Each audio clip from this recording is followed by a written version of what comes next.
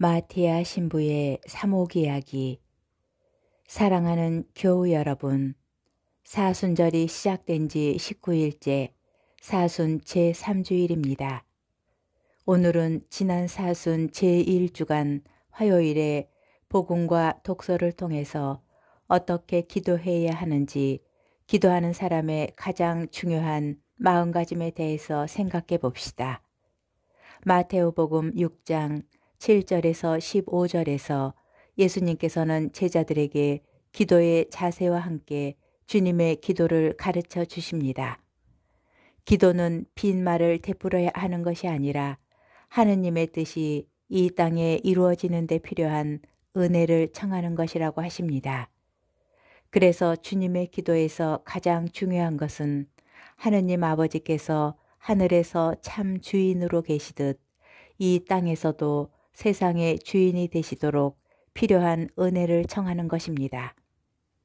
예수님께서는 너희의 아버지께서는 너희가 청하기도 전에 무엇이 필요한지 알고 계신다 라고 하시며 주님의 기도를 가르쳐 주십니다.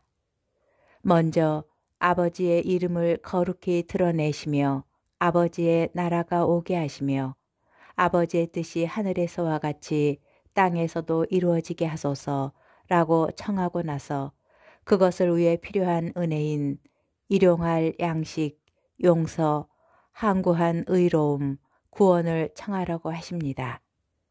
저희에게 일용한 양식을 주시고 저희에게 잘못한 일을 저희도 용서하였듯이 저희 잘못을 용서하시고 저희를 유혹에 빠지지 않게 하시고 저희를 악에서 구하소서. 한마디로 기도할 때에는 내 뜻이 아니라 하느님의 뜻을 청해야 한다는 것이 예수님께서 가르치신 기도의 내용입니다. 예수님께서는 실제로 순환 전날 저녁 죽음의 공포와 두려움 속에서도 하느님 아버지께 이렇게 기도하셨습니다. 아버지, 아버지께서 원하시면 이 잔을 저에게서 거두어 주십시오. 그러나 제 뜻이 아니라 아버지의 뜻이 이루어지게 하십시오. 주님의 기도를 자신의 삶으로 살았던 닉 부이치치의 이야기입니다. 닉 부이치치는 팔다리가 없는 해표지증으로 태어났지만 스케이트 보드를 타고 서핑을 하고 드럼을 연주하고 골프를 치고 컴퓨터도 합니다. 그는 6살 때 2개의 발가락을 분리하는 수술을 했고 보조 기계를 이용해 연필로 글을 썼습니다. 닉은 호주 공립학교의 첫 번째 장애 학생이 되었지만 왕따를 당해 심한 우울증에 빠지게 되고 여러 번 삶을 포기하려고 하였습니다.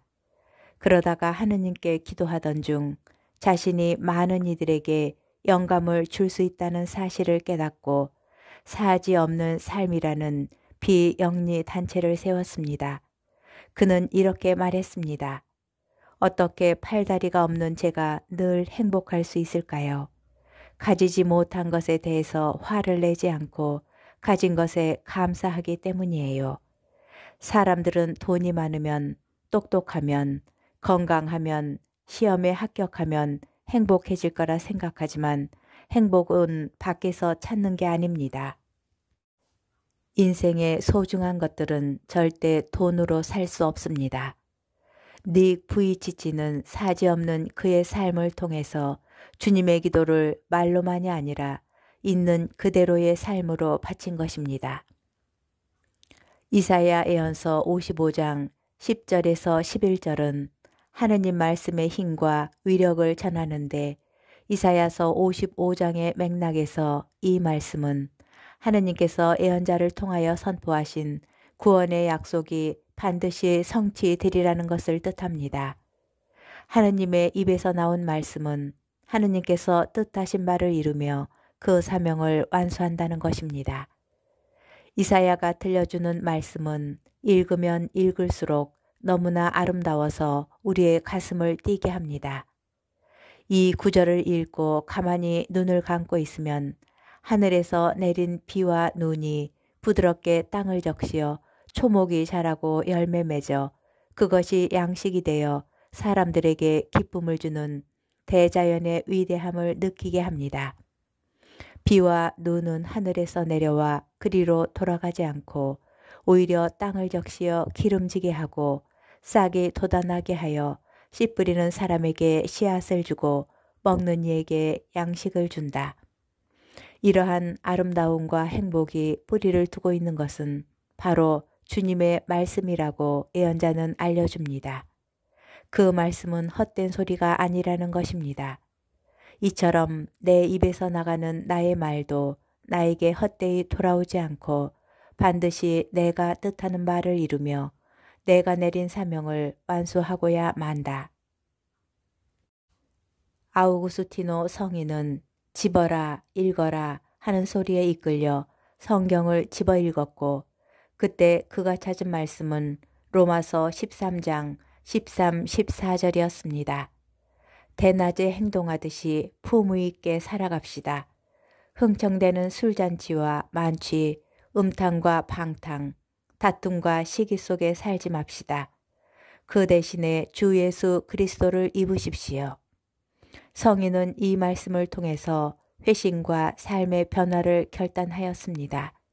성 안토니오 아빠스는 어느 주일 성당에 들어갔을 때 우연히 마르코복음 10장 21절에 가서 가진 것을 팔아 가난한 이들에게 주어라는 말씀을 들었습니다.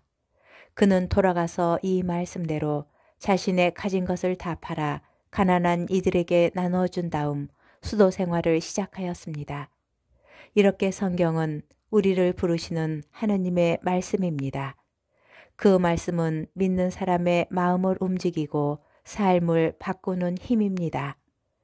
결국 기도한다는 것은 하느님 앞에 가장 겸손되게 솔직하게 자신을 내어놓는 것입니다. 모든 것을 아시면서도 나를 사랑하시고 내가 원하는 것보다 더 좋은 길로 인도하시는 하느님의 뜻에 나를 맡기는 것입니다. 하느님의 말씀이 이루어지라 믿는 것입니다. 그래서 이냐시오 성인처럼 이렇게 기도하는 것입니다. 모든 것이 다 주님의 것이오니 완전히 주님의 뜻대로 주관하소서. 저에게는 주님의 사랑과 은총만을 허락하소서. 아멘.